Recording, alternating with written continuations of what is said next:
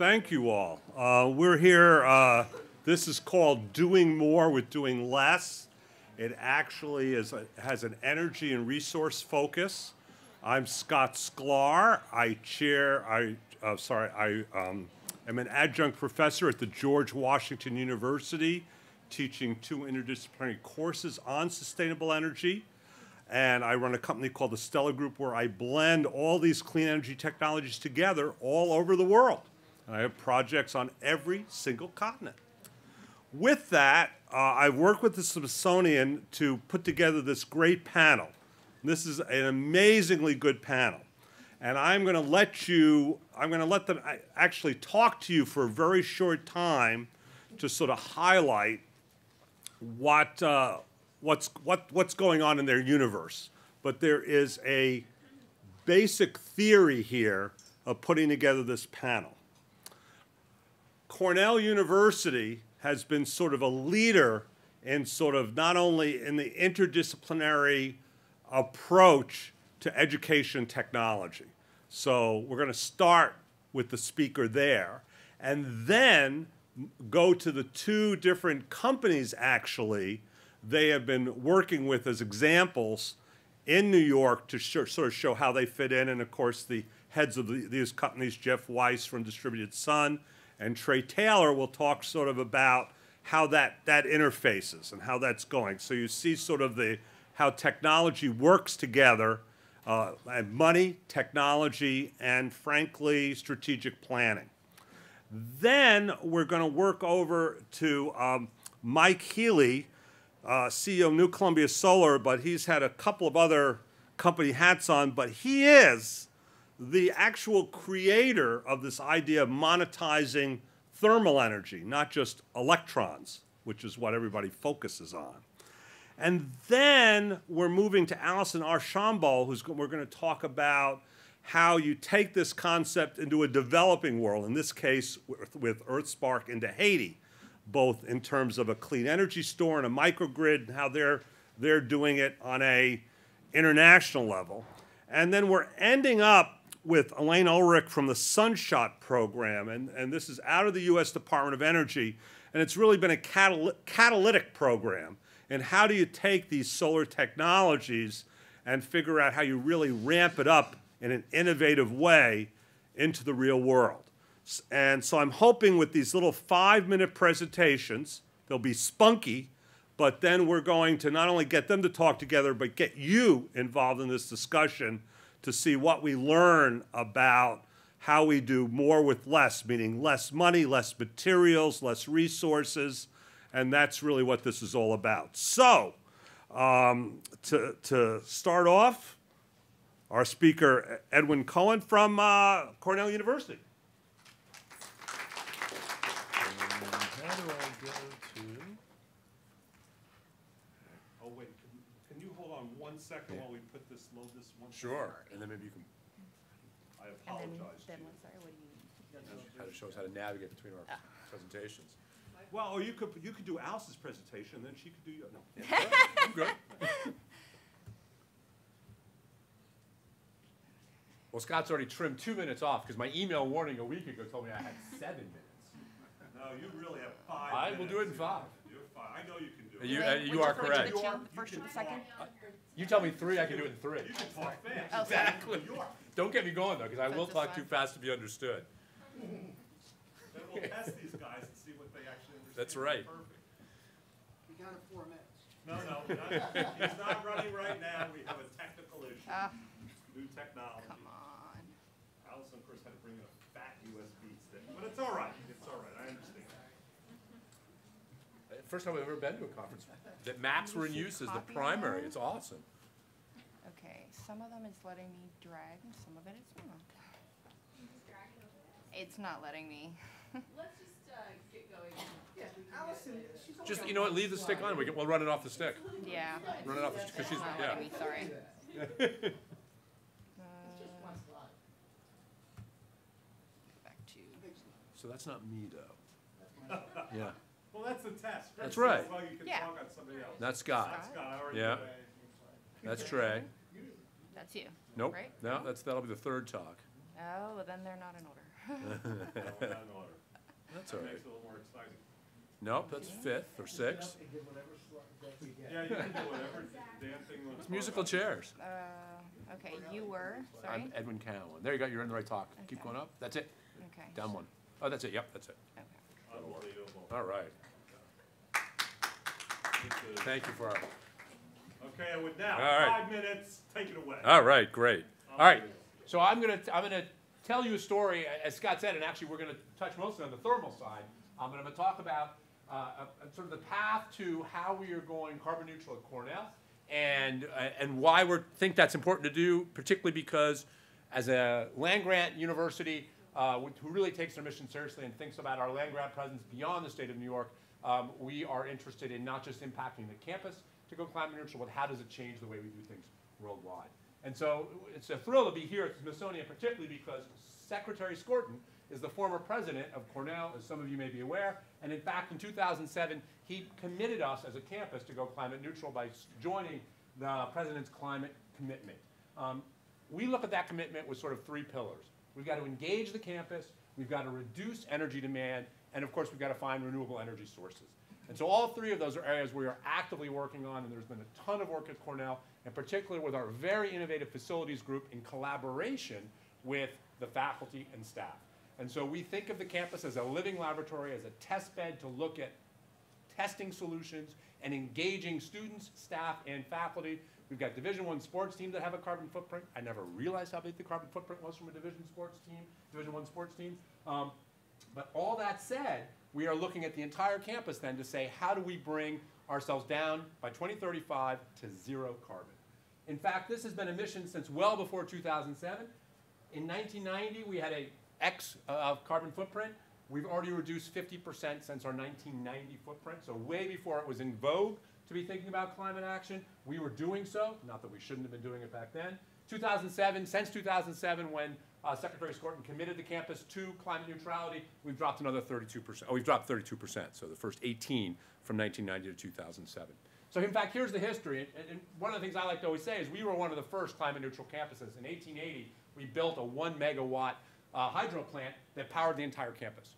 1 megawatt doesn't do it anymore, but that actually sits in our gorge right here, Phoebe Lake Dam. Since then, we've done a variety of projects, but in particular, in 2000, we built the Lake Source Cooling Project, district cooling for campus, dropped our energy use by 10% in 2000, and was motivated by having to remove CFCs from our cooling system. So we took the opportunity of dropping our CFCs per the protocols to visit three possible scenarios on how we would do it. We could replace CFCs with electric-fired chillers that use non-CFC based refrigerants.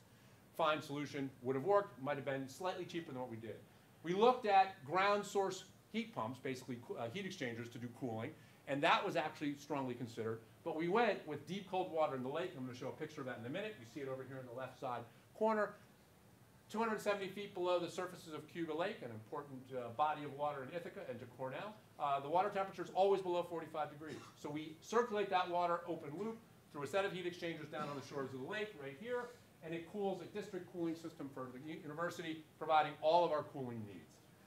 We've added, in fact, the protagonists are here. So Jeff Weiss and his company Distributed Sun have been instrumental in bringing solar to the campus, and you can see we've now got 7% of our electricity generated by solar, thanks to Cornell actually working with the state to innovatively change the remote net metering laws, and Jeff and his team helping us figuring out how to maximize the chance to leverage that opportunity and provide electricity.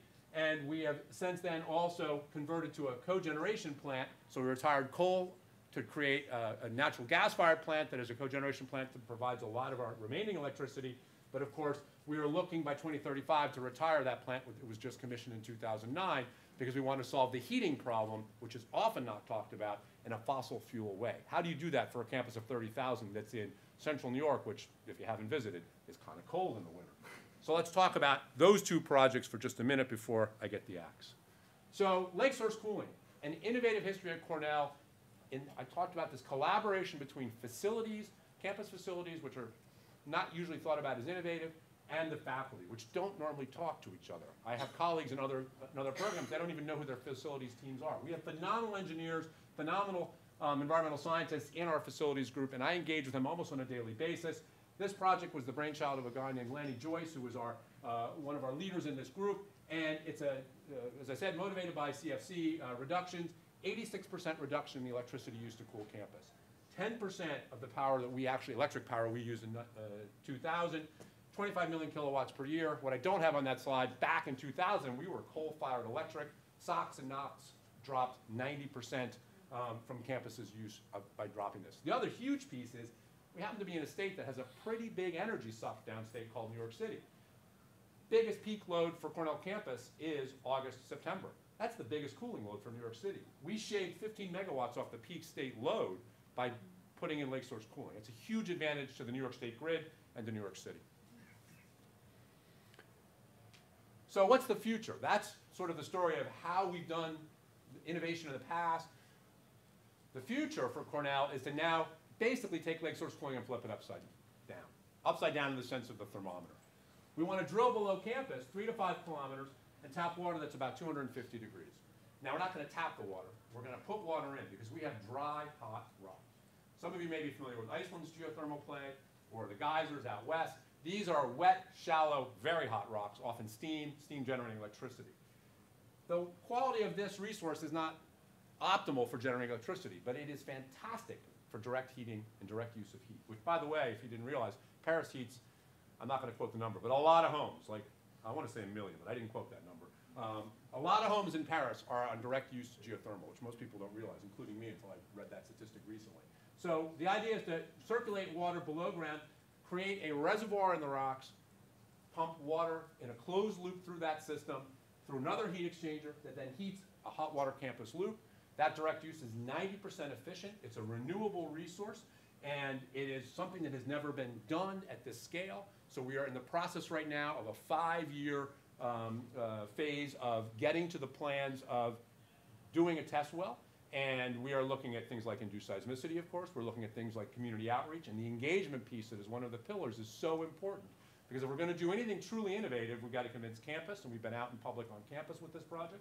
We've got to convince the community, because if we're going to potentially be injecting liquids into the ground, of course there's a concern about induced seismicity, about water contamination, and all the things that come up with associated resource mining.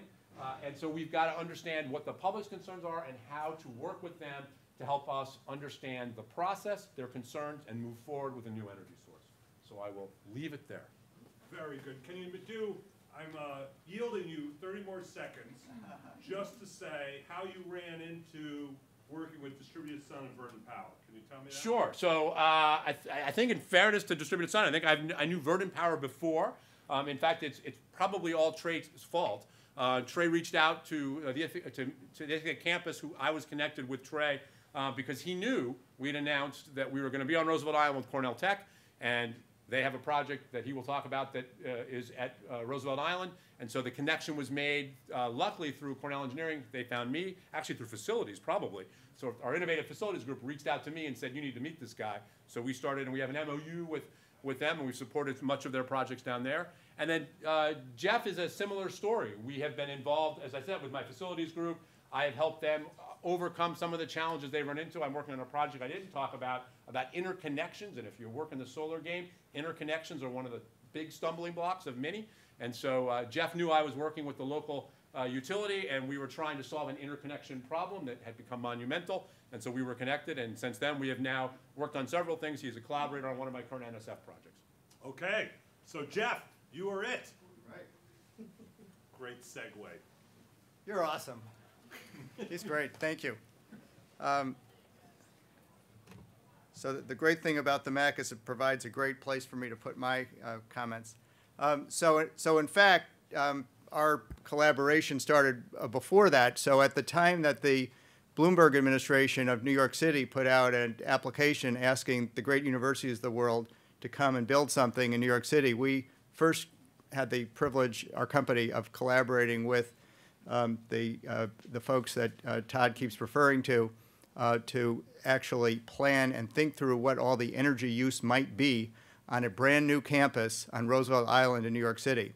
And our firm did all of the design and structured work for a possible, frankly, microgrid. It went way beyond solar on that. So when Cornell submitted its application, to the Bloomberg administration. But we're very proud of it. There are only 2 firms that were named in that proposal. One was, apart from Cornell University, which was all through it, one was the architect, Skidmore, Owings & Merrill, and the other was Distributed Sun. So it was that early work that got us in touch with what is happily called the Facilities Department, who are actually brilliant people with whom we've collaborated. So we're talking about energy optimization and how over time we're going to have new business models of community solar and distributed generation, microgrids, and net zero buildings. So what I want to do as a takeaway is recommend that you all take out your pencil or your iPhone right now and write down the name of one of my favorite books that I've read in the last year, which is called The Last Days of Night. So for those of you who haven't read it, this is going to be very meaningful to you in the future to read The Last Days of Night by Graham Moore. So The Last Days of Night is totally relevant to what we're doing now, and it's all about the invention of electricity in the 1880s in New York City. And it's about what really matters to what we all do and to how Cornell and Todd and our organization, Distributed Sun and Verdant, work together. Because The Last Days of Night is about technology on the one hand, business on the other hand, and strategy on the third hand. And they actually all have to work. So there was this guy named Thomas Edison, and there was this guy named George Westinghouse, and they both invented electricity at the same time. And they had a slightly different approach to it, but they were both applying to patents, because even in those days, when one invented something, one came to Washington, D.C. and applied for a patent because that was very valuable. And at the time of the beginning of the book, Thomas Edison had sued George Westinghouse for $1 billion, which in 1888 was a lot of money. It's a lot of money now, but it was really a lot of money then.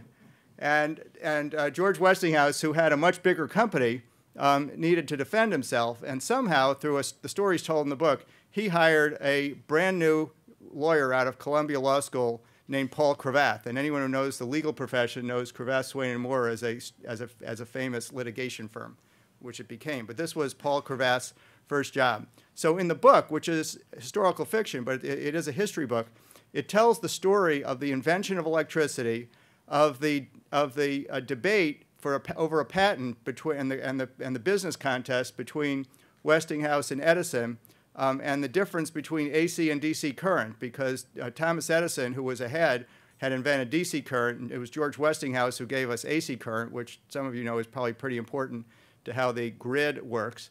And from many points of view, and there's one other, Nikola Tesla is very important in the story, which is very, very interesting, as is a guy who a lot of you have heard of called J.P. Morgan. But the one you haven't heard of, and she's very important, and she's written in as a love interest, but her name is Agnes Huntington, and she was an opera singer, and that wasn't her real name, that was her made-up name. But what's really important, and you know, we all know the story about how it takes a village to raise a family and raise a child. She's the metaphor of the village. That's how important it was to have friends and to have people come in.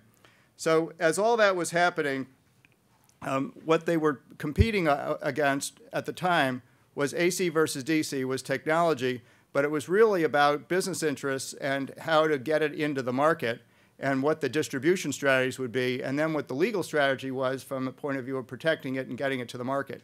And all of those become very, very important. So what does that have to do with us today and with me? So my company, Distributed Sun, develops, owns, and operates distributed generation solar. We have operating assets in 11 states. We have a lot in New York State, as you just heard. We're providing we've done all of the solar energy for Cornell as a partner. So these guys tell us what they need. We figure out if we can finance it. And the bottom line of what I do for a living, being in the solar business, is I'm not in the technology business. In fact, the thing I hate the most would be technology risk. Because what I do is I build plants. They happen to be solar plants. My power comes from the sun.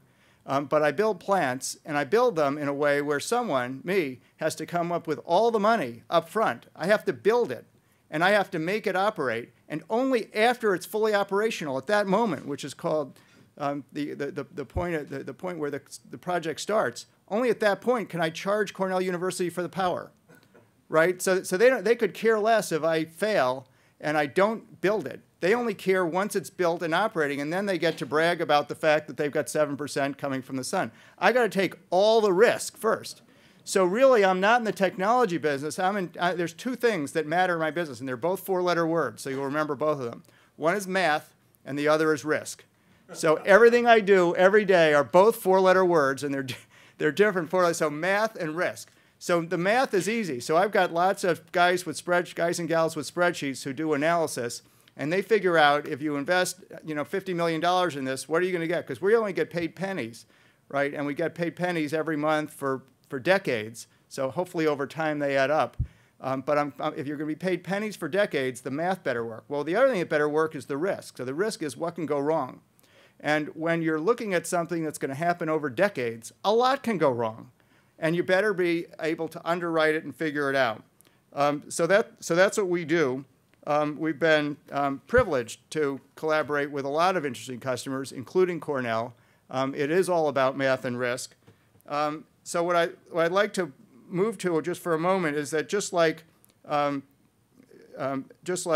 Graham Moore, who wrote the book, The Last Days of Night, his intellectual descendant is Gordon Moore of Intel, who's famous for Moore's Law. And Gordon Moore in Moore's Law said everything's getting, that the power of a computer chip is doubling every 18 months. And it's Gordon Moore's Law that we're kind of following in the solar industry, not literally, but close. So the cost of our infrastructure, that which we do in solar, has come down by 75% in the 8 years that I've been doing it. So that's a miracle, and that's fantastic. I love that costs are coming down. What cost coming down means is that every quarter I can build more power for less money, right? And because it's all about math and risk, and I go and I'm building in all kinds of different zip codes, it's about making things bank and making them financeable. So really, when I talk about math and risk, it's really about being in my business is really about being in the capital markets. So the other secret in the world, and you can tell everyone you heard it here, but it is, don't tell it outside of this room, is that there's unlimited money in the world, unlimited money for long duration, low risk investments. Well, what does that mean? Long duration means a long time, low risk means low risk. So the only thing that people sitting where I'm sitting need to do, whether it's for earth source heating and cooling that he was talking about at Cornell, or it's about solar, or it's about tidal, or it's about wind, or any other words you've heard of, the only magic trick that has to be made is to totally get rid of the technology risk, figure out what the contracts are, figure out how to get someone to buy it every month for decades. That's considered a long time, decades. And once you convert the technology into something which is reliable, that works for decades, and you've got a revenue stream, the capital markets have unlimited money for that. Now it happens that not everything works in quite that way, so the magic trick is to move things from being complex to simple, and from being that which can be financed that way. So it really is a market about money. And the final comment about money is money comes in units. And the units are not small, they're big. So that's the other fascinating thing about the capital markets. They love $100 million bills. They love billion-dollar bills even more. They hate million-dollar bills. It's really funny. They hate them. So the other trick for folks in the development business is to how to create units of tens of millions, 25s of millions, or hundreds of millions. Because when you do that, and you're doing it in a way where the math works and the risk works, then you can talk to Wall Street. But if you don't figure out those units, you're not in a position to talk to Wall Street. 10 seconds. Last 10 seconds. The bottom line in this business, right, which is why Cornell is such a great counterparty for us, is the most important thing is another word, and it's not a four-letter word, it's a complicated word, it's called patience. So this takes a long time, it takes a lot of patience. You have to deal with NIMBY, you have to deal with towns, you have to deal with permits, you have to deal with utilities, you have to deal with taxes. There's a lot that you have to deal with. It's helpful, like in Gordon Moore's, in Graham Moore's book, The Last Days of Night, to have a good lawyer like Paul Cravath, because it takes a lot of contracts to get all this done. And it's also important, and this is why you'll want to read the book, to have friends like Agnes Huntington. Thank you. Excellent. Do you have something on this? Yeah, I do have slides. Okay. I didn't. Oof. Where do we find them? It's in the same, it's all in the same presentation, she blended it. Oh, it is? Yeah, so just, I think, Trey, you're ahead of me, I think. Oh, Just go forward, maybe hit the mouse over this. over this, Yeah, this and thing? And then it starts stepping up. Yeah. You hit the arrows, I think. Hit the arrows? Oh, There you go. okay. So go a little more. Is that you, Trey? Nope. Maybe one more. Sunshot, I saw yours go by when she. Okay, keep going, keep Anchor. going. Yeah, we're getting there. Oh, there. There it goes. There it, here you, Trey Taylor, unbelievable. Moon power. This is ironic. Presentation there for it. Okay. I'm trying to drive from the bottom. Oh, good. Arrow up to where you want to be. Oh, there we go. Wait. Oh, go back. There we go. Okay, you ready, Trey? Let's get going. Okay.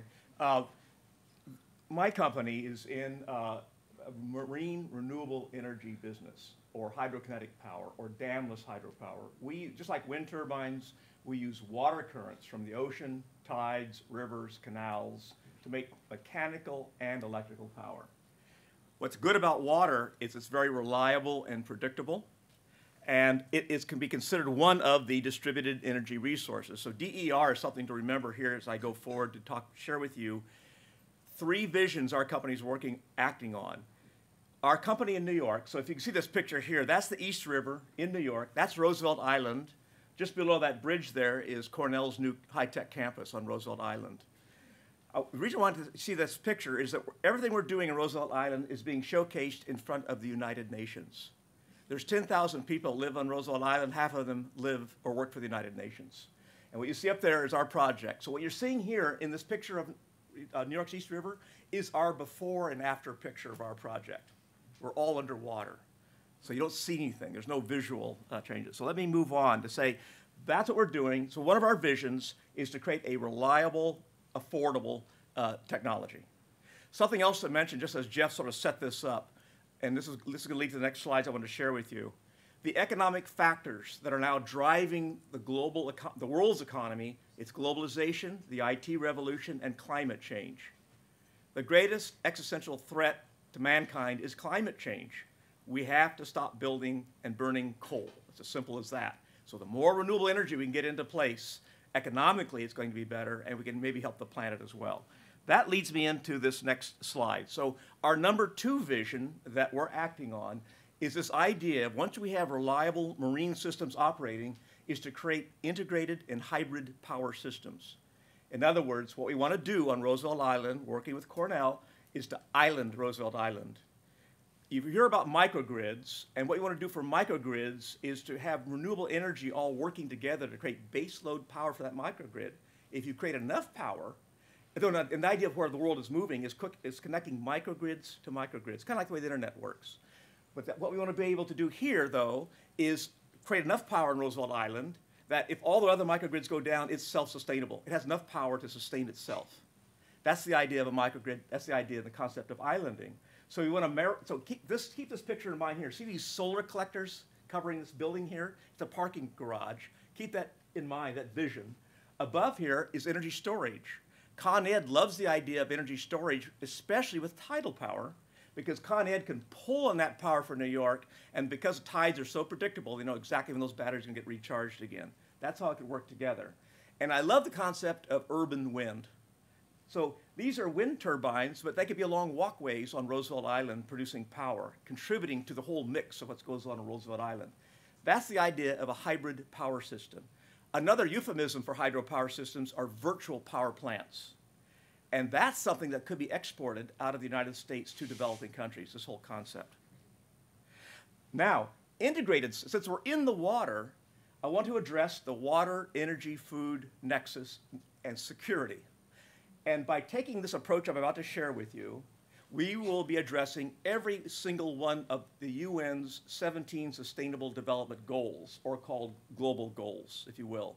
Because once these systems are operating in the water, we can use the mechanical power as pumps to pump water out for irrigation, for clean water systems, and we can go over the reverse and pump oxygen and nutrients into the water for aquaculture. We can also create electric vehicle and electric vessel charging stations. This is what we want to do on Roosevelt Island. we could create electrolysis systems for extracting hydrogen from water for stationary fuel cells. And something else, we're in conversations now with Microsoft, Google, and Amazon.com about underwater data centers, using the chilling water to keep them cool, but we're powering those underwater. And so we have projects shaping up in Canada, the UK, Ireland, around this idea. And the idea goes further. This came from the United Nations Development Program in New York, who wants to partner with the private sector. They said it's really important to get some demonstration projects underway because they love this concept of hybrid and integrated systems. So we're going back to New York for a second. Here's the other part of Roosevelt Island. I put a little arrow down here to show where Todd's campus is. It's just beyond this size. That's where it sits. And you can see Todd waving next time, please. I'm sorry, what? On the bottom, just saying hi. Okay. Yeah, we'll do that. But you see that green strip here? That's our tidal project. We're the first in the world to get a tidal project in the water. We're the first in the world to get a Federal Energy Regulatory Commission commercial license. And that's to build this whole field out. And what we're going to be doing, demonstrating hydropower as distributed generation, running power straight to a microgrid that's being built here in Queens, running power onto Roosevelt Island. And this is for you, Jeff. We could be covering the Motorgate parking garage with solar collectors to add to the hydrokinetic power in the water. Also, at the parking garage, we could also have electric vehicle charging stations in there that we're bringing power into there. And there's wind, so it gives you the idea of what's going to be going on here at Roosevelt Island and how it all kind of comes together. We're also working with Cornell on this whole idea of understanding how people interact with marine renewable energy and renewables. And so something else that we've done as a company, our third vision that we're acting on, is how do you approach the market and how do you approach the whole concept of building sustainable communities? And so it's really taking an interdisciplinary, integrated approach to that. In other words, we want to empower the community with knowledge of what they can do, doing regional integrated resource assessments. What do they have to work with? And then take climate change in mind, and then the community sets their priority. So in other words, another way of creating an urban plan. So let me tell you a quick story about Victoria Falls and the Zambezi River Basin. You're not electrocuting those elephants, are you? No, those are actually Republicans frolicking in the East River. Oh, okay.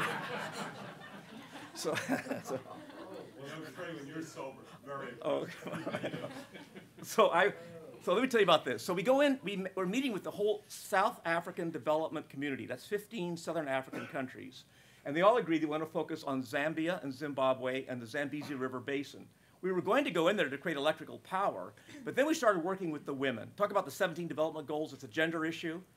Securing water and energy is all about bringing economic security to a community. So what we found out is the major economic force are the women, farmers, and corn. And when elephants are on the way down to the Zambezi River, they look at cornfields as fast food snacks. So we worked with the women to design a second crop of chili peppers. And if you ring their cornfields with chili peppers, the elephants smell the peppers and they don't go into the cornfields, they just avoid it. So we will be using our systems in the water to do two things. Pumping water to water holes for the elephants so they don't wander so far. It makes it easier to protect them against poachers. Secondly, we'll be pumping irrigation water to the pepper fields to keep the elephants out of the pepper fields so we minimize that human conflict. So that's an example of how you interface with, to Todd, your point about how you interface with the community and how you apply renewable energy in an integrated fashion. So there you go. Okay, That's it. thank you Okay. very much. And did you go to Cornell and have a test on how the elephants were psychologically coping with all this? Not yet. Not yet. Okay, It's a that's study good. that we can grant into that. Okay, the next giant, get up there, giant. We're going to talk about monetizing the thermal side of this business. I kind of want to cede my time to Trey to hear more about the cool stuff he's doing, but And if you could tie to an elephant somehow, I'd really appreciate it. I have nothing. And I'm not gonna. I won't say too much because whatever I say, you'll forget because Elaine and Allison are going to do such a phenomenal time. So. All right, my name is Mike Healy. I'm the CEO of a company called New Columbia Solar. I have kind of done a lot of the entrepreneurial thing and started a few businesses. This is my third company. And I was also a founder of a company called Skyline Innovations, which is now called Nextility. These companies are located actually right here in Washington, D.C. And Nextility... and partly what we're doing at New Columbia Solar. New Columbia Solar is a developer and asset management company. So we build, own, manage assets, not too dissimilar from distributed sun and what Jeff was talking about. And go figure, you know, I'm not a technology guy, I'm a finance guy as well, and two finance guys show up with ties here. So, so what we're looking at is primarily how to finance assets in an urban environment. And I've financed solar systems, both PV and thermal, and I'll get a little bit more into the thermal side. Here in DC, but in California, Massachusetts, New York, up and down the East Coast.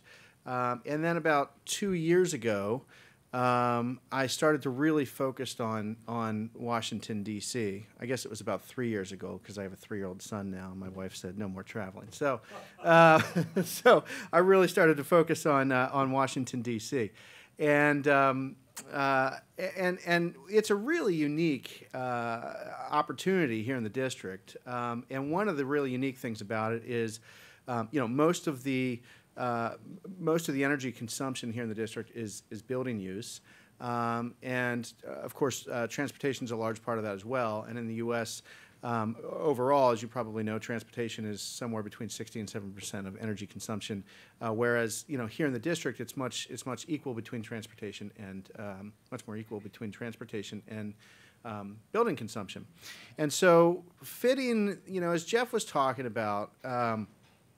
And I won't rehash. He said a lot of the things that I was going to say, so I won't rehash those things. But you know, we're not really in the technology businesses either. We're looking at what technologies are working, and then how do we apply them to the built environment. And you know, PV and solar thermal are two technologies that we have used significantly. To the tune of many megawatts over the course of many years. And now we're starting to look at things like batteries. We, like Jeff, don't like to take the technology risk on it. And we have to make financiers and people who have lots of money who are willing to invest into these things comfortable. And the other thing that we need to do, which is always interesting, is the third pillar to this is on the law side, right? So we need to go and work with the city here in the district. I work very closely with the DC Council and the Public Service Commission, similar to New York and Massachusetts and California. Wherever we go in, we always have to have put a significant investment into the public policy side, especially with solar thermal. And so here's the deal with solar thermal. Back in 2009.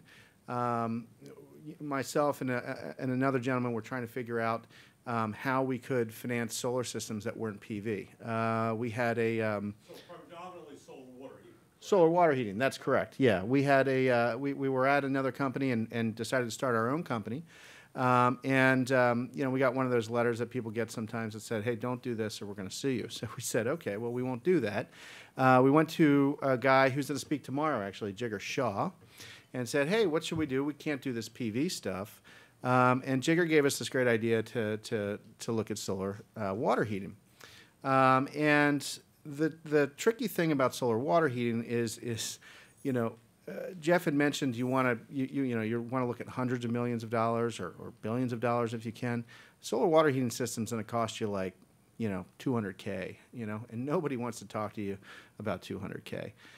So what you need to do, and this is both true on the PV and the thermal side, we started to look at, what we need to do is we need to make all these systems look homogeneous, right? So we basically, every single thing, you might be looking at 200, 100 systems, but it looks like one big system from a financier's perspective. Well, we're aggregating systems, but it's much more than just that. We're aggregating equipment, so all the equipment's the same. We're aggregating contracts, so all the contracts are the same.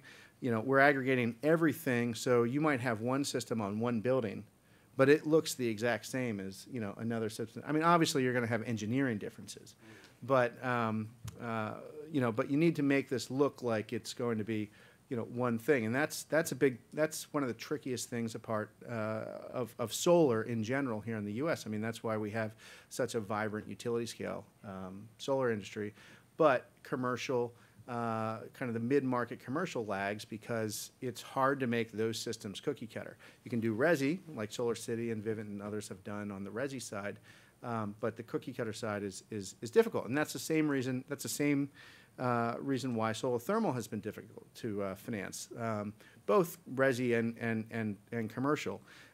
So the goal is to try to make it look, like it's multiple systems. And it took us a long time to work with financiers that would become comfortable with things that don't generate electricity. Thermal power and thermal energy is often a higher energy consumption in a building than electricity. So there's a huge amount of opportunity there. But you go in to talk to most financiers, most people up on Wall Street, and they have no idea what you're talking about when you're talking about anything other than electricity. And it's taken them a long time to get to electricity. So no offense to anybody on Wall Street. There's a DC crowd. So, so to wrap up my speech is more like doing more with more, because we're trying to create more options for building owners and the built environment to finance these things that weren't technically, and financially and legally available just a few years ago. Now, the interesting thing is that the technology has been available for a very long time, but the other pieces have not been available. So we've focused on, again, on the financial side, and trying to make everything look like it's one system, if you will, and then on the legal side, in opening up barriers for that. So. Well, not only that, you were the first to actually measure thermal, the output. That's true. We did have to create some technology and software to enable the measurement from remote locations. So, there is that as well. So, but okay, Allison, drag us into the international side. Great. Well, you might not have known it, but we've been here all along. Let me escape out of this and see if I can hold together. See if we can do this. All right. Unbelievable. Look at that. Great. So I feel really lucky to be here, and I feel lucky for a variety of reasons, one of which is there's electricity in this room. Pause for a moment to think about what's being powered right now. We have the lights, we have the camera, we have the projector. You probably all have phones in your pockets or in your bags. Does anybody know how many people on this lovely planet of ours do not have electricity? 40%. 40%? 20%? He was just citing the Millennium Development Goals. I mean, he has like deep background in this. Yeah, so 1 in 5 people, 1.2 billion people have no access to electricity. And that's a problem for a variety of reasons. It's really economic driver. It's also a quality of life driver. It impacts things like education and health, and it touches on all of the different goals that we can think about for ourselves as individuals and for a nation and for a global community. So 1.2 billion people. It's one of the numbers that I'm hoping you guys will remember, and 1 in 5 people. It's a lot of folks. People living without electricity oftentimes actually spend a lot of money on energy equivalents. And this is the state of living in energy poverty. It's when you have low access to high quality electricity, and thus you spend a lot of your meager resources oftentimes to get to things like kerosene and candles, maybe third-party phone charging, which is a thing. A lot of people have cell phones now, but they don't have access to electricity, which leads them to spend a lot of money paying people to charge their phones. Do you guys know about how much you spend when you charge your phone at night? Plug it in? Guesses? Good. This is a very informed crowd. Less than a penny is definitely the answer for this crowd. We have electricity. We have a lot of outlets wherever we are. It's very accessible, and it's very, very cheap. I work in Haiti. I work for EarthSpark International. We're a nonprofit that builds community energy infrastructure. And we see our customers before we put up grids that are spending about 25 US cents to charge their cell phones. So people are making about $2 a day on average, and they're spending 25 US cents every time they want to charge their phone. So think about what less than a penny and what the US income on average is. And you see that difference as sort of the definition of energy poverty. So what we're doing is, Elaine's going to talk about leapfrogging. We like to think about what we're doing as leapfrogging. So we build town-sized solar-powered smart grids. And I like to needle my friends who work in the U.S. energy scene, saying it's actually easier to build a town-sized solar-powered smart grid in rural Haiti than it is here in Washington, D.C. And the reason for that is there's no incumbent infrastructure. So, it's always very hard to change something that has a very strong status quo. So we have the luxury of building systems from scratch. So we get to think about what the best model is from a technology perspective, from a business model perspective, and we get to go build that. So we currently have one very nice town-sized solar-powered smart grid in rural Haiti. We're working on the next 20. Unfortunately, this grid was in the eye of the storm for Hurricane Matthew. So about 40% of the solar panels that you see here got blown away. But this is, this is a 50-year storm, and it came right onto us in year 1.5 of operation. It landed in less than place. Yeah, it was in the news. Everybody was talking about Hurricane Matthew making landfall in this town. The good news, though, is that we thought that the entire town had been washed out to sea, and all of our friends and customers were dead. So when we lost 40% of our solar panels, we were like, hooray, everybody's alive. So it's okay. And this is part of we call it de-risking by doing. I like that risk has been sort of spoken on, I think, every single one of these talks so far. We have different risks in Haiti. We're sort of working in a legal and regulatory environment that is very sort of new to the off-taker space. And it's actually helpful to be even remote in Haiti because we're not trying to connect to the national grid. We're building microgrids.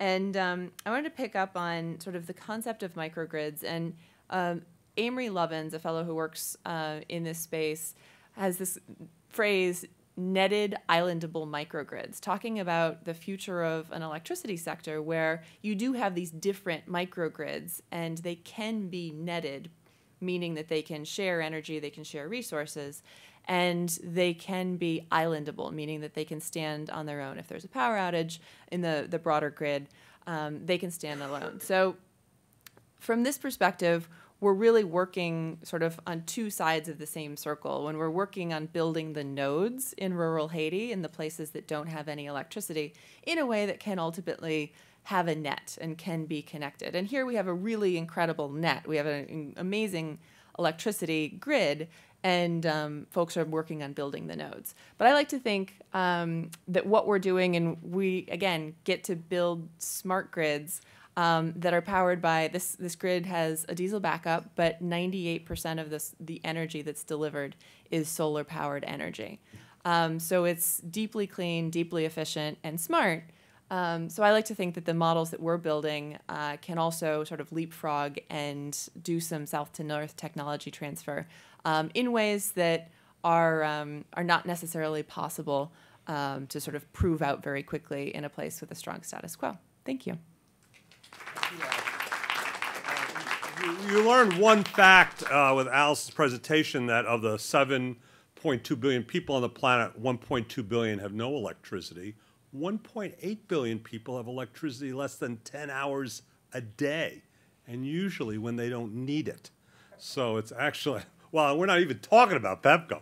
So the point being is, this is 40% to half the planet has a real energy problem.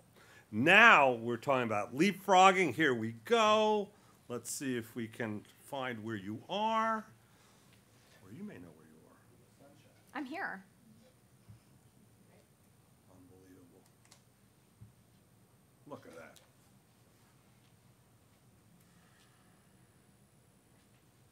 Great. My name is Elaine Ulrich. I'm with the U.S. Department of Energy, and I'm part of the Sunshot Initiative, which is initiative that is housed within the Solar Energy Office at the Department of Energy. The goal of the Sunshot Initiative, it was a decade-long goal that was launched in 2011. And the idea there was to take an energy moonshot, a sunshot, and to help to bring the cost of solar electricity so that it would be cost competitive with conventional forms of electricity in the United States by 2020. So we got started on this work, and amazing things have been happening since 2011. Solar costs have been declining at an incredibly rapid rate. And as a result, the amount of solar installation that's been happening in the United States and globally has been just unbelievable. I think a lot of folks, when I started talking to them about the work that we were doing, the Department of Energy, and what was happening in the solar market, folks are always asking me, why hasn't solar taken off? And it's because it was such a small industry that people haven't noticed how dramatically it actually has taken off. Just a few years ago, again, in 2008, the amount of solar that was getting installed was 30 times less than what it is now. And so even last year, 2015, about 7.5 gigawatts of solar was installed. In 2016, 14.8 gigawatts of solar was installed in the US, almost double. And the cumulative amount of solar that was installed in the US now is over 42 gigawatts. That's enough, you'll see, to power 8.3 million homes in the US. Last year, if you look at all of the new electric generation capacity that came online in the United States, 39% of it was solar. And it's because solar is so inexpensive right now. Again, we had this sunshot goal of becoming cost competitive by 2020. There are people who are saying that we've already achieved that goal, in part because, again, over the past 5 years, PV prices have dropped 67%. Right now, I know a lot of people are talking about, they're worried about the loss of jobs in a number of sectors. There are 270,000 people working in the solar industry in the United States. Of all the new jobs that are being created in the United States right now, 1 in 50 of them is a solar job. It's a huge market. It's growing. Solar and wind, again, are the vast majority of the new generation capacity that is being installed in the US. So from my standpoint, we're talking about optimism here. There are great things that are happening. This was a small market that is very, very quickly growing. Again, that dollar per watt cost goal, we think that we are basically at the point of reaching it. We've already had to establish new goals within our office. So to give you an idea, the goal at the time that it was launched was to bring solar to a cost of around 6 to 7 cents per kilowatt hour. We are now hearing very frequently about power purchase agreements being made for 3 to 4 cents per kilowatt hour. And our new goal is basically to have solar be around 3 cents per kilowatt hour by 2030 across the United States. It's the cheapest option that's available, solar and wind are, and we're really excited about all of that. So you might be saying to yourself, okay, here you are at the Department of Energy, you're working on supporting the development of solar technologies, you're helping to drive down the cost, but it seems like things are going really, really well. So, what are you focused on now? And how can you take all of these great things that are happening, and what is it that we need to be doing going forward? One of the big concerns that we have is that, again, now that solar is one of the cheapest forms of electricity that are out there, essentially, for folks that install solar, they can achieve great cost savings. And we want to ensure that those cost savings are being passed along to all consumers, and particularly consumers who conventionally have had a difficult time because they're living in energy poverty. Again, energy poverty in the United States is defined as anyone who's spending more than 10% of their income on electricity, and a huge portion of Americans are living in energy poverty.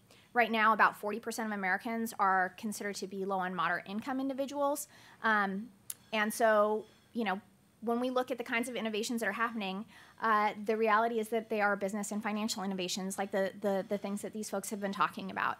Of course, we want to continue to advance the technology, make it faster, cheaper, and easier to produce. But again, the kind of innovations that need to happen often are in the financial, policy, and regulatory space.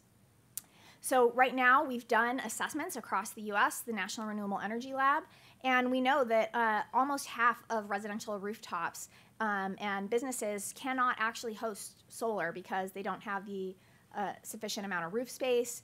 They may be renters, and so it's not an option for them. They don't have the right orientation. And again, when you start to take into account the financial considerations, that means even more folks can be left out. And this is a reason why we're now making a strong push to help to support more community solar and shared solar models, where basically the solar is not necessarily sited directly on the rooftop, but the electricity is being credited to consumers. So one of the ways that we're addressing this, and we're trying to drive innovation within the marketplace, is through a program called the Solar in Your Community Challenge. This was launched just last November, and I'm really excited to say that just this week, the prize administrator for this challenge was able to announce that we now have 172 teams across the nation that are participating, and those teams are all working to help bring community solar to low and moderate income populations or community serving nonprofit institutions. We had applications from 40 states, DC, Puerto Rico, and Guam. Again, 172 teams that will be participating, and they're helping to bring solar to their communities. A couple of amazing examples of projects that are happening here. One of them is the Brooklyn microgrid. They're going to be putting in 1.1 megawatts, and to give you an idea, that's going to serve probably that could serve upwards of 250 residences, as well as 4 nonprofits. And what's really cool about this is that they're using blockchain technologies, which is actually the underlying technology for Bitcoin, but it can help with really, really low-cost financial transactions. So by proving out those low-cost financial transactions on the Brooklyn microgrid, people can be making these micro investments of as small as $25, capturing savings, and then over time having larger and larger investments, so they can go from owning a quarter of a solar panel to a half a one to a full one to multiple panels, and over time then basically getting themselves out of that trap of debt that's related to energy poverty. Another great program is the Mercy Solar Gardens in Colorado, in the Denver area. They're going to be building 2 to 4 megawatts of community solar, and they are the nation's 5th largest affordable housing provider. We're so incredibly excited to have them as a partner, because knowing that a low-income housing provider is getting into this space, this is a scalable model. This is where we start to talk about those hundreds of millions of dollars that you can start to aggregate and have a portfolio that looks really uniform, and it means that we can really be helping to deliver these savings to these folks. So, to me, again, part of what we're trying to do here is to really drive that innovation in the marketplace and bring the savings and all the great benefits that come from having this fabulous technology out there to all Americans, and then hopefully to take the kinds of underlying financial and other technologies that are being employed to make this happen and spread them around the world. So, thank you. So before questions, and we do have some good time for questioning, but pop quiz. But here's the rule. 1 sentence answer. Can't take a lot of time. I want each of you, I'm going to start with Cornell, so you get ready here. I want to know, what is the one biggest obstacle you face in what you do? Public acceptance. Public acceptance. Utilities. Utilities, okay. Utilities and consumer education. Okay, utilities and consumer education. Investments in funding. Investments and funding. Yeah. talent acquisition. Talent acquisition, one of my big obstacles, right. Bridging the gap to market. Bridging the gap, no, that's great. Bridging the gap, that whole, bringing new, different, disruptive technology to markets that don't experience it. Okay, it's up to you. I want good questions. You. I have a ton, but I'll start with Trey. How big are these turbines? And how much electricity do they generate? And what's your plan for the Roosevelt Island? I think he can hear that. Can you hear that? Really quick, please. How big are the turbines? How much electricity do they generate? And what's your plan for the Roosevelt Island channel there? And for you guys, quick answers. I want to go through these. All of our technology is scalable. It depends on the size and depth of the waterway. So we can scale readily. Rotor sizes can be up to big tidal projects. Anyway, so the power ranges from 35 kW per unit to over 1 megawatt per unit. 3 on a tri-frame. So in other words, you can go from 100 kW to 3 megawatts per unit going into water. Globally, we have projects around the world shaping up. One of the biggest projects shaping up could be in Long Island Sound. It could be as large as 400 megawatts of power that would directly serve New York City. Excellent. You had a question. Specifically for Mr. Cohen. So the school I go to, they often say we're married to fossil fuels. You know, we get money from the industry and then we're their customers, so they get money from us. So in your experience, kind of extricating yourself from that process, did you experience challenges, or was it ever a challenge, conversely? It hasn't been a direct challenge for us, partly because I think we're so large on the marketplace and the idea of microgrids exists now. But we are starting to hear concerns, particularly with the electrification issues. I mean, utilities, there's a big article out today, utilities are being sort of cut, by little tiny slices. And so at some point, they've got to figure out how to adapt to the new model, or they're going to die. And there's certainly then policy pressures for their survival. So there is a tension, I think, in the electric space. And those similar tensions exist in all spaces. So there's a very serious play in this city to sort of provide a framework that makes it harder for transformational change. But it's certainly possible.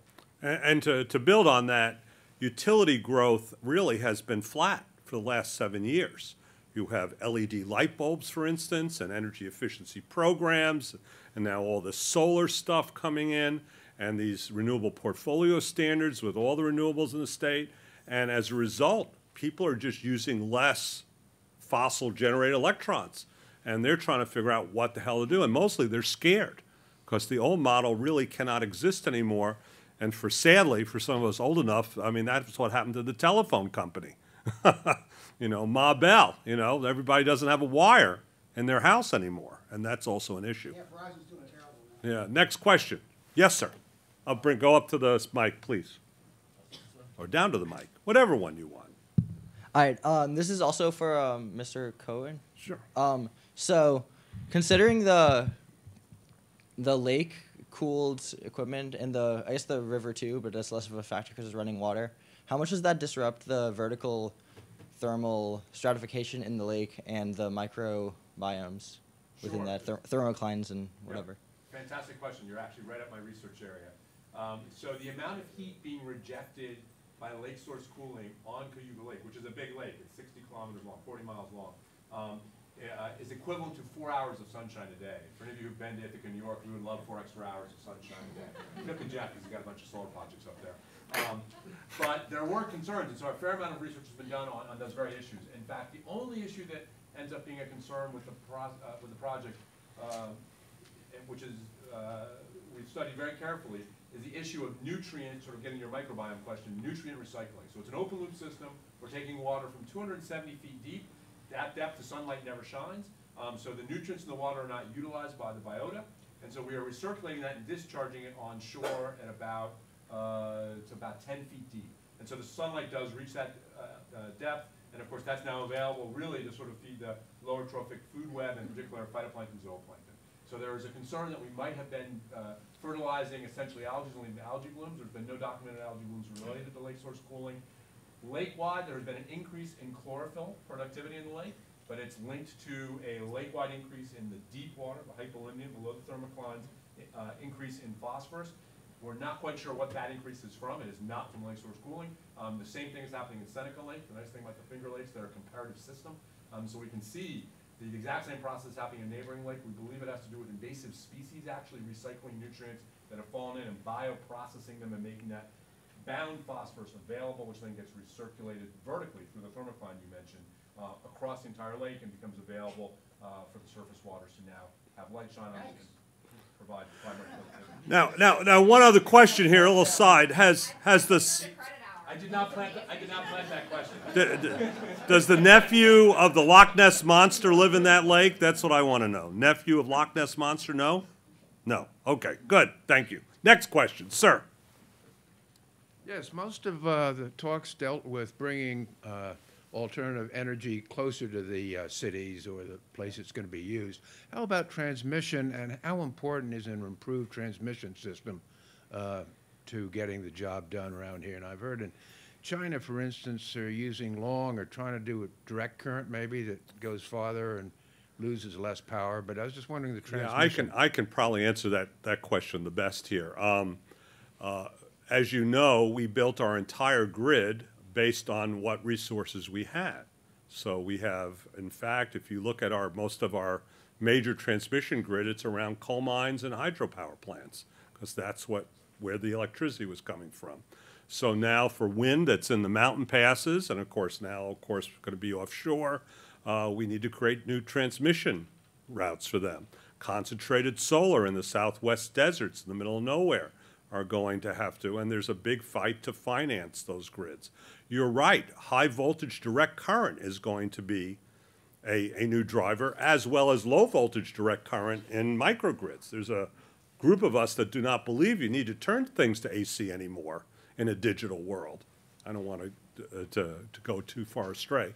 But the point is, yes, one of the big fights in this regulatory changeover is how do you finance the new transmission grids so that you're more likely to connect the more distributed renewables, geothermal, biomass, hydro, and the marine technologies, and free flow hydro, concentrated solar, and even large photovoltaics into a grid, because the cost in the biggest challenge in that world, in larger utility scale, is how close you are to an interconnect that can make something pencil out or not. Next. Back there. You. Yes, ma'am. Right up front. I don't know your name, so I have to go you. What are the limits on where you can use the urban wind turbines? Can you use them anywhere? I'm not a wind person, but yes. Use them where the wind blows. I have about 1,000 small turbines around the world in urban settings. They work fine. They do not kill birds. They do not kill bats. They're actually much more quiet than the larger turbines. So yeah, they're very functional. And by the way, in the bigger cities, you get a wind tunnel effect from the larger buildings, and you can figure out how to mine that wind much more than other wind turbines in some cases. Other question? You get a second chance here. Hey, I got Cornell, did you say that when you were doing the lake system, it was not the most cost? The traditional non-CFC system was more cost effective? I don't know the exact numbers. It was done before my time, but I was told that the least expensive option by a small difference was to just simply replace the chillers.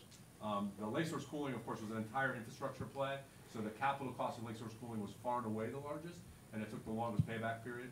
On a 20-year payback scale, they were all pretty close, but lake source cooling was the most expensive. Okay, second question. Wastewater injection in Texas and Oklahoma is purported to cause earthquakes. I'll go stronger than reported. No.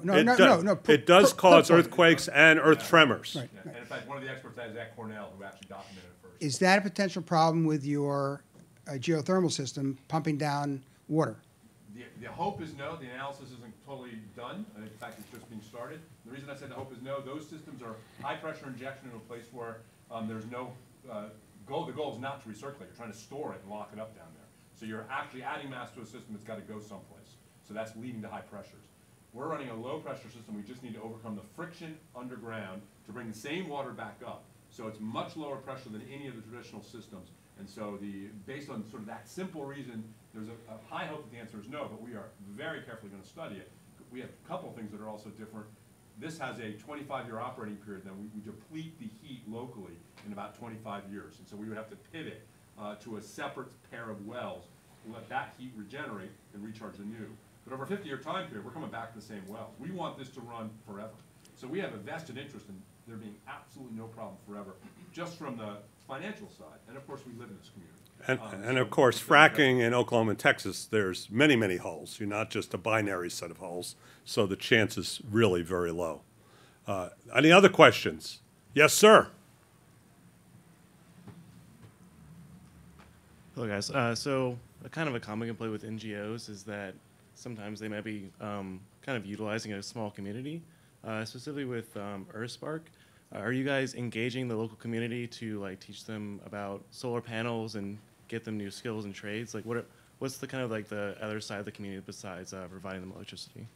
Yeah, so we were invited to this community. That's why we're in Healy, and we have a very strong sort of be invited. The thing is that everybody wants electricity, so we get a lot of invitations.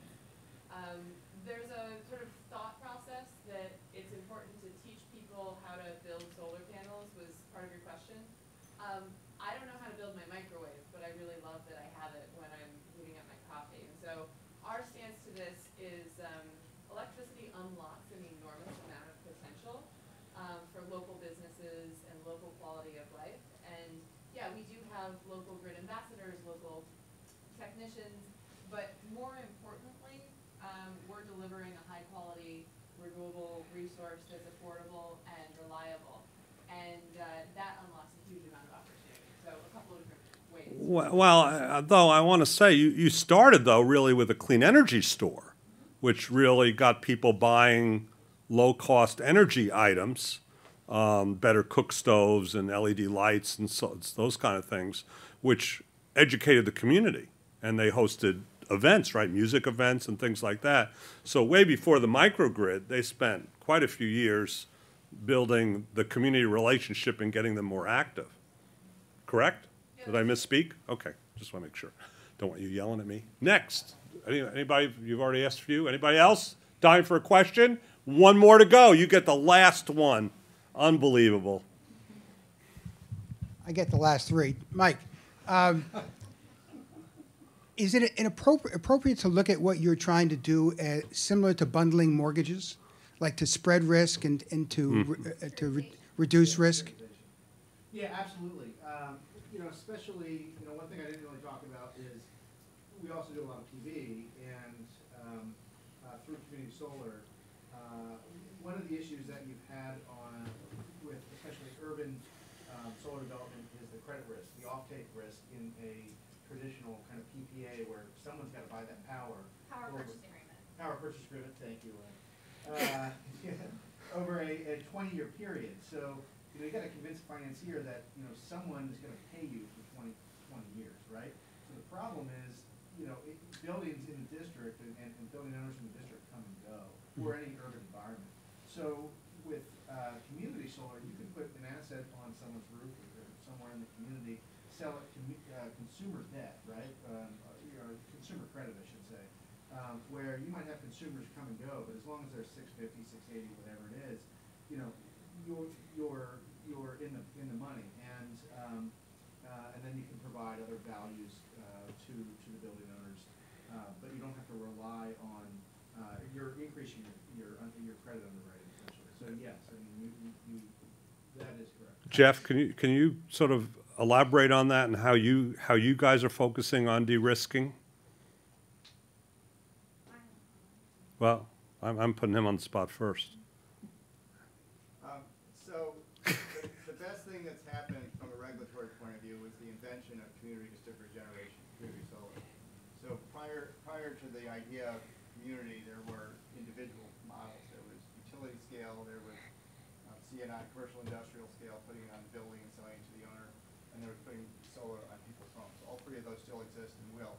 The idea of community distributed generation is you can optimize both sides of the economic equation, right? So you can build an economically viable and optimized plant on 10, 20 acres. So you can achieve Elaine's lowest cost to deploy, and dollar or less per watt.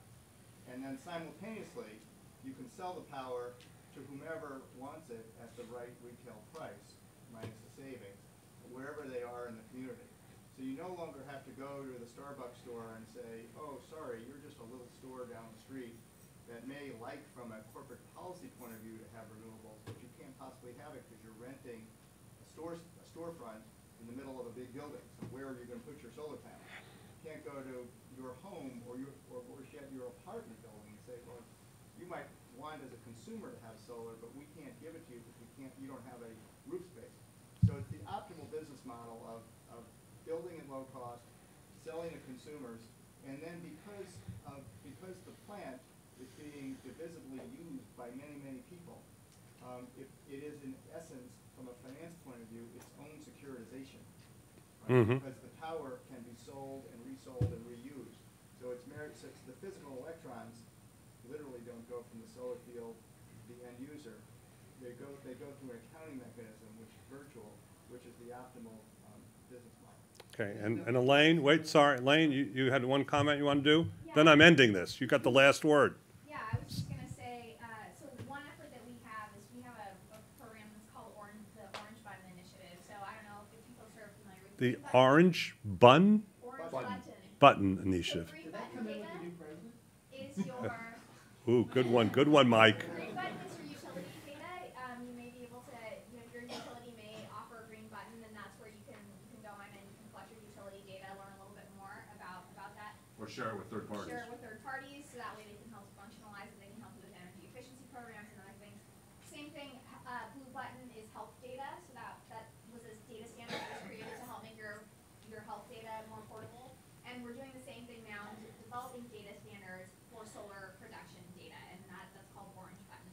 And so we have a huge group of stakeholders, including financial institutions, working on pulling together the kinds of data that you need to have in order to understand the risk and the performance and financial aspects of solar production, so that it does make it easier, basically, for anybody who's coming to the table and trying to understand the financeability of a project to have a standardized set of data that they can use, and that helps you get to scale, because much like these folks have talked about, you have to have standardized contracts, you have to have standardized performance data, you have to know what you're looking at, and so this is one of those things where I feel like, as a government entity, when I talk about it, people sort of like yawn, but the power of a data standard can be tremendous in basically opening up a whole market for transactability. Okay, that's it. Thank you very much. Give this panel a good round of applause.